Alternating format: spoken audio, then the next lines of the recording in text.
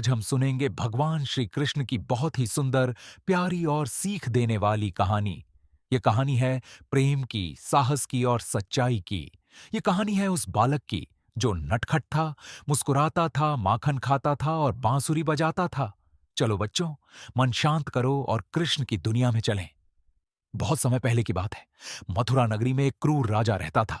उसका नाम था कंस। कंस बहुत ही अत्याचारी और घमंडी था। एक दिन आकाशवाणी हुई, हे कंस, देवकी का 8वां पुत्र तुम्हारा अंत करेगा। कंस डर गया। उसने अपनी बहन देवकी और उसके पति वसुदेव को जेल में डाल दिया। कंस ने तय कर लिया कि वह देवकी के सभी बच्चों को मार देगा। भाद्रपद महीने की अंधेरी रात थी। बारिश हो रही थी। आसमान में बिजली चमक रही थी। उसी रात जेल में भगवान श्री कृष्ण का जन्म हुआ। जेल के दरवाजे अपने आप खुल गए। वसुदेव जी की बेड़ियां टूट गईं। वसुदेव जी ने बाल कृष्ण को टोकरी में रखा। वे यमुना नदी पार करके गोकुल की ओर चल पड़े। यमुना नदी का पानी अपने आप रास्ता देने लगा। गोकुल पहुंचकर वसुदेव जी ने कृष्ण को यशोदा मैया के पास सुला दिया और यशोदा मैया की बच्ची को लेकर वापस जेल चले गए। गोकुल में बाल कृष्ण सुरक्षित थे। यशोदा मैया और नंद बाबा बहुत खुश थे। कृष्ण धीरे धीरे बड़े होने लगे।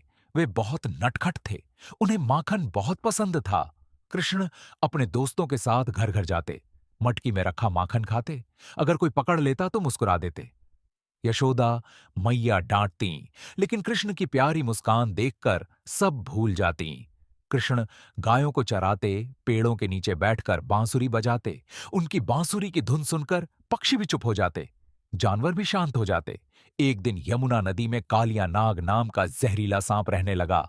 नदी का पानी जहरीला हो गया। गोकुल के लोग डर गए। कृष्ण ने कहा, डरो मत, मैं सब ठीक कर दूंगा। कृष्ण नदी में कूद पड़े। कालिया नाग के फन पर नाचने लगे। कालिया नाग दर्द से कराहने लगा। उसने माफी मांगी। कृष्ण ने उसे छोड़ दिया।